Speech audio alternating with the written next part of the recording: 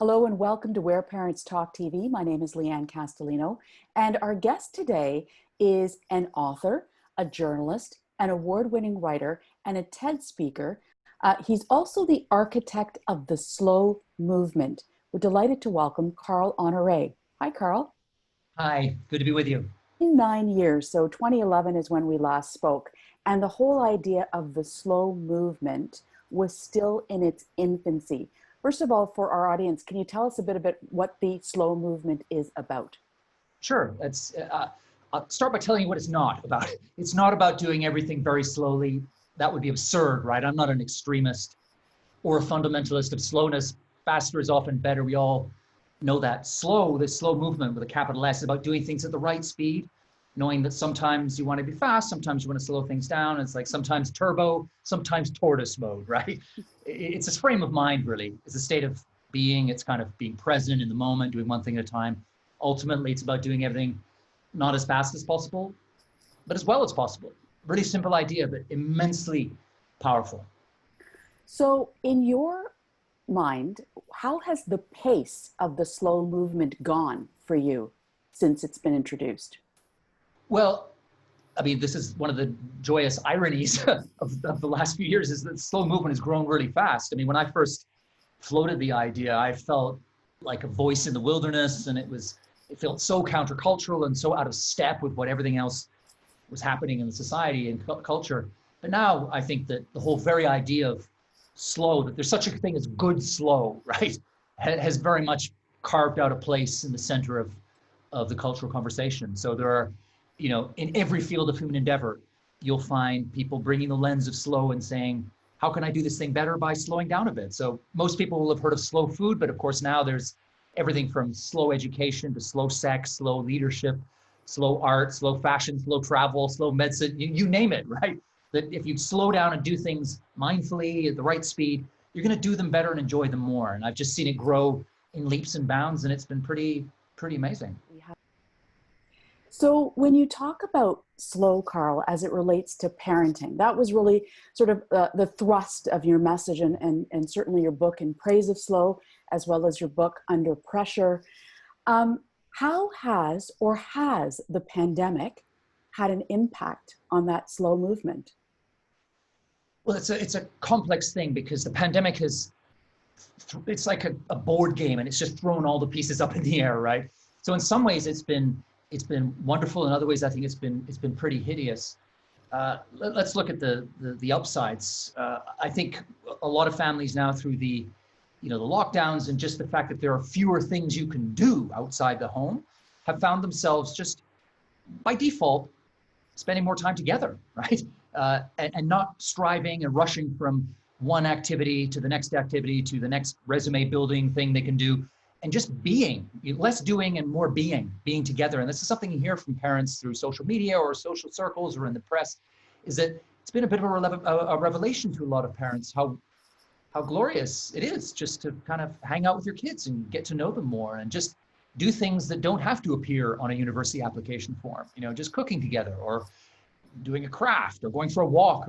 So I think a lot of parents have kind of reconnected with that very simple, slow form of being a family together. And that's something I hope, and I kind of expect it will carry forward. You hear most parents saying, I don't want to go back to that rat race, hamster wheel approach to raising children that I was stuck in before. I want to keep some of this good slow that we've experienced in the last few months and take it forward.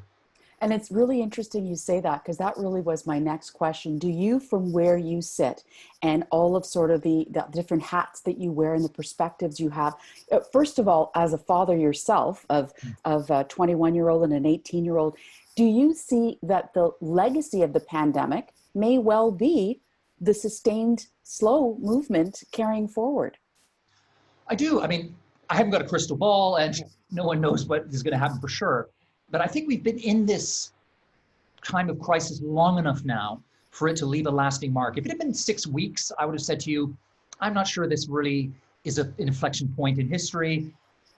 People can forget things and unlearn habits in 6 weeks very easily. 6 months, not so much. I think we've had enough, we've marinated in this new way of being long enough now that I think some of it's going to stick, especially the good stuff. And you see it in the polling and the way people are coming back to the workplace with a different spirit, or not wanting to go back to the office, preferring to work at home to have more control over their time.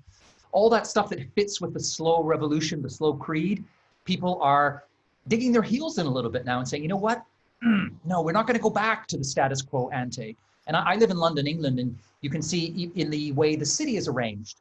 You know, we made, like a lot of cities around the world, we created more space for pedestrians and cycle paths and so on. Those things are here to stay. They're not going anywhere, right? So I think, again, it's part of it, just a general tectonic shift that's happening that will carry forward, but it will only carry forward if we insist on that being the case, right? We can't just let it happen, because there is so much inertia and tendency to go back to the way things were. I think we do need to carry on telling our employers, telling our schools, talking to our communities, sitting around the table at home and in the kitchen as a family and saying, what did we like about this last 6 months? And how can we make sure we keep some of that good stuff as we move forward? So I think it's incumbent on all of us to make sure we keep on keeping on, right? We keep at it. It's so interesting.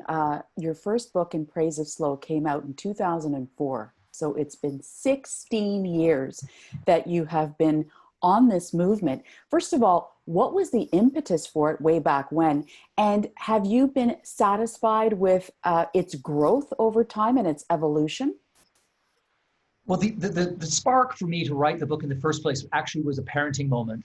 And back in those days, before I wrote In Praise of Slow, I was just a card-carrying road runner. So every moment of my day was a race against the clock. I just had one speed, and that speed was turbo, right? So when I started reading bedtime stories to my son, you know, I became an expert in what I call the multiple page turn technique, right? You know, I was so fast. My version of Snow White had 3 dwarfs.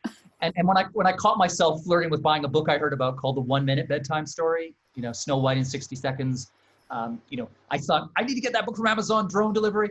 And then I just caught myself and thought, no, this is just so far off what I want to be. And that was the reset moment. And I began then to reconnect with my inner tortoise.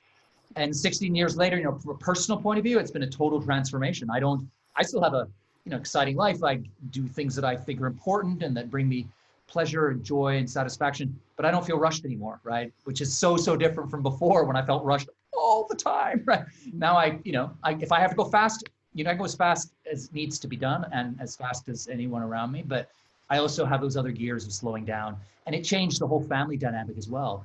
You know, I stopped speed reading Snow White for a start, but the whole family moved towards a kind of slow way of being. You know, we thought hard about how many extracurriculars to have.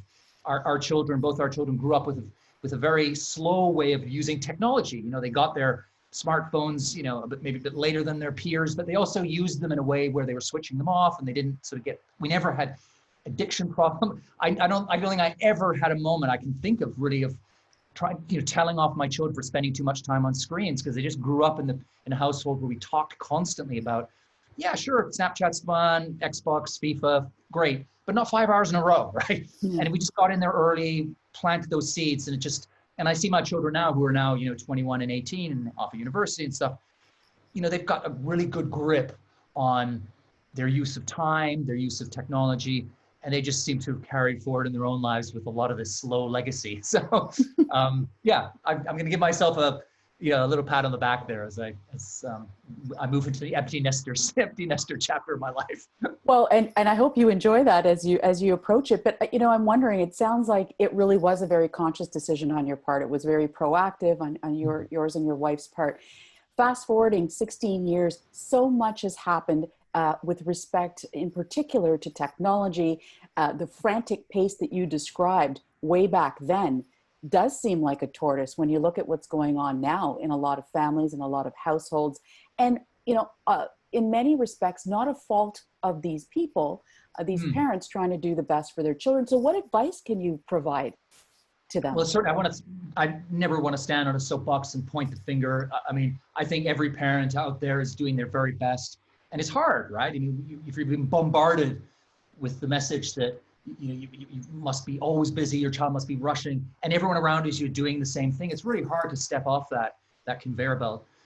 How do you do it? Well, I think a starting point is to have just a moment of pause, right? As a family, as a parent first, talk to your partner, you know, have that conversation where you sit down and say, well, what what do we want, right? What do we cherish about this moment in our family life? What do we want to look back later on and think we wanted more of that, right?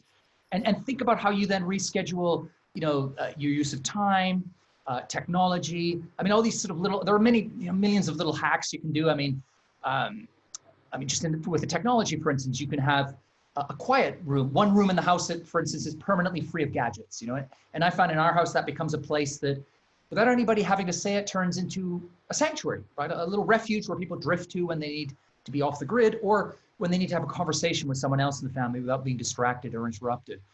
I think it's important as well to, just picking up what I was saying earlier about being infected by other people's anxieties and speed and busyness, is to reach out into your community through your school and find other parents who are also looking to dial down the pressure, dial down the busyness, dial down the speed, because they are out there and they are legion, but we're all kind of atomized and cut off. And you find those parents, it becomes easier to take that first step towards slowing down, right? For a start, if you're worried about, you say, well, I can't, deschedule my child because what is who is he or she going to play with when everyone else is scheduled constantly, right? But you could find, you slow down with another family. So you find times where those children of the same age can, play together in a way that's free and unhurried and unstructured and stuff. So, it's hard to sort of shoehorn it all in one way, but there are many, many levers that we can pull about, use of time, use of technology in the home, trying to incorporate another thing. I was trying to incorporate slow tasks, things like cooking together, going for a walk, stuff that, at the time, again, it's not going to feature on a Harvard application, but it's actually going to be the stuff of a family life well lived, right? It's the stuff that develops, children's emotional strength and resilience and the bonding in the family and ideas and and articulate use of language and so on. And all those things will happen when you just kind of back off and just let things happen instead of feeling you've got to rush in and move them towards a particular outcome. We're always being told to lean in, right, as parents. Sometimes you've got to lean in, but sometimes you've got to lean back, right? And just let things happen at their own pace. Let children get bored sometimes, right? Because boredom, if you allow it to happen, is a trampoline towards creativity, using your imagination, all the good stuff that we want our kids to have. So, it's about getting that gear change, right? Sometimes fast, sometimes leaning in, sometimes slowing down and leaning back. So let me ask you this. We are seeing disturbing, alarming rises in mental wellness issues, mental health issues, especially among children. Do you see a correlation between the speed at which things continue to go on in the world, and particularly in families, and those rising numbers?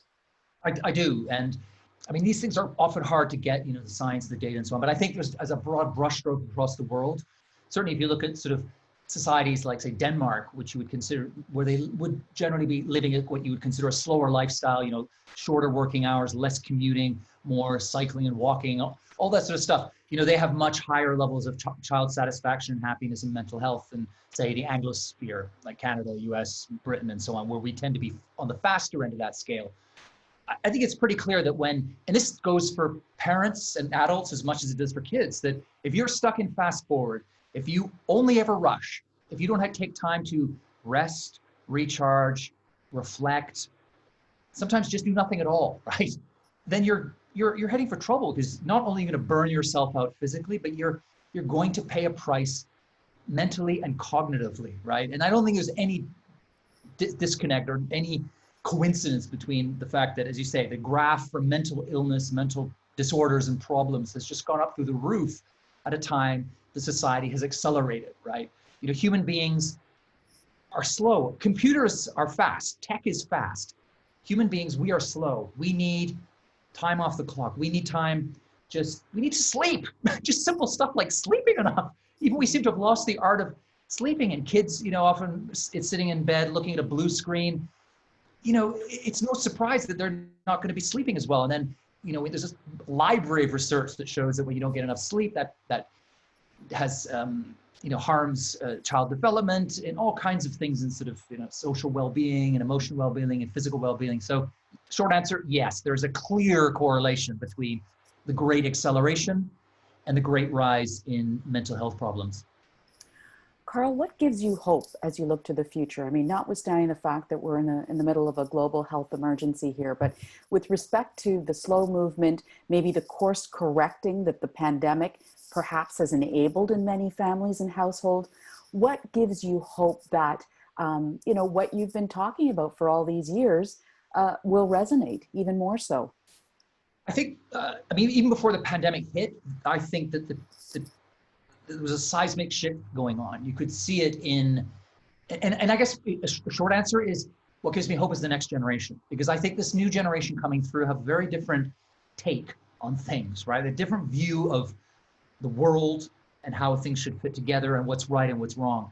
And they're looking at my generation, generations that have come before and saying, I'm not sure I want that, right? I don't think I want to be, destroying the planet with my lifestyle, working so many hours I never see my children when they're small. Talk to human resource departments around the world, and the new generation coming in are saying, I'm willing to work really hard. I want to do well, but I also want to do good, right? I want to be sure that the company is good for the environment. It's good for the social fabric of my community. It's good for the world. And I think there was before the pandemic a big push on questions of, when you talk about, green policies and so on. Just a rethink was going on, and you were already starting to see changes. You used the phrase course correction. I think that's what the pandemic has done. In some ways, it has accelerated or will accelerate some of those trends, because the idea of going back, it takes a short, sharp shock, right? For people finally to say, what we had before is gone, right? The sell-by date has passed. It's time for something new. And I think that what we had coming before, put together with the pandemic, is going to, when we come out of this, we will accelerate and go deeper, I think, in some of these changes. And a lot of it will be driven by the next generation who really, you see it, you hear it in marketing companies as well, that this generation are less interested in buying stuff, owning things. They're much more interested in experiences, right? In living things. Again, totally slow approach to life, right? It's about experience, being in the moment, doing stuff that, you're forging memories that are going to last a lifetime, rather than buying something that you kind of enjoy for a little while and then throw out. So I do think that there was a tectonic shift was coming before the pandemic. Will give it another boost as we move forward. Before we let you go, Carl, can you give us a sense of what you're up to these days? You've always got a very full schedule and all kinds of interesting things happening. What are you up to? Although I've spent years sort of leading the slow movement, my latest book is about aging and attitudes to aging. It's called Bolder. So I'm now doing a lot more work in just because I guess I was taking on the cult of speed before. Now I'm taking on the cult of youth, right? Mm-hmm. And try to create a new way of thinking about aging, so we can all not only do it better but feel better about doing it. I'm also putting together a slow workbook, which I've been meaning to do for years. It's one of those things that you pull off the shelf in a pandemic when there's not so much else going on. And I'm just putting finishing touches on that and looking forward to launching that out into the world. Well, we wish you the best. Before I let you go, though, I just have one more question that popped up for me here. Your children, what has been their feedback to you and your wife about this conscious decision that you made as parents to slow that household down all those years ago? And I'm sure they were probably on an island with their friends in that respect, but what's been their feedback now that they're young adults?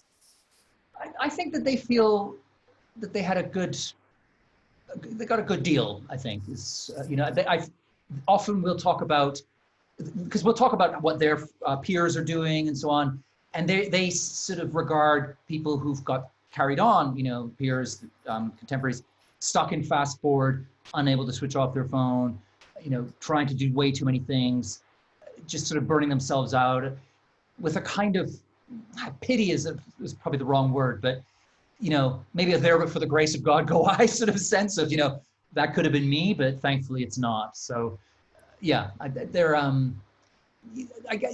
what they do is that I guess a big thing about the whole slow idea is regaining autonomy over your own time, the way you use time, the way you live your life.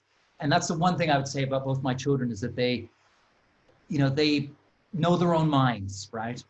Because they've had the time and the space to get to know themselves, right? To know what works for them. And that's one of the biggest benefits of creating that slow atmosphere in a home, is that your children have the space, the time, the freedom to work out who they are, and rather than what everyone else wants them to be, right? And to forge their own path and to stand on their own 2 feet. And I see that with both my kids, that they're going to be fine, pandemic or no pandemic. They're gonna they're gonna be able to come out the other end. Well, and what a wonderful thing to be able to say as a parent, right? I mean, that's just exactly what our job is at the end of the day. Yeah, I had a thought the other day, just one final little thought, if I Yeah. could throw it, which is I was listening to a parenting podcast, and there was a lot of parents were sort of talking about wanting to find a great, aspiring to greatness and making their children be good to great, and all this sort of, how can we do parenting to make our children great? And I remember thinking, you know what, that's not the way to think about it. It really, I guess the core of my message for parents and the idea of the slow parenting movement is that not every child is cut out for greatness. They're just not, right? Not every child is cut out for greatness, but every child can find something that is great for them, right? And the way they will do that is by having that slowness, right? To work out where to plant their 2 feet in the world. And that's the greatest gift you can give to a child. What a powerful message and food for thought. Carl Honoré, thank you so much for your time. Thanks. Good, great chatting.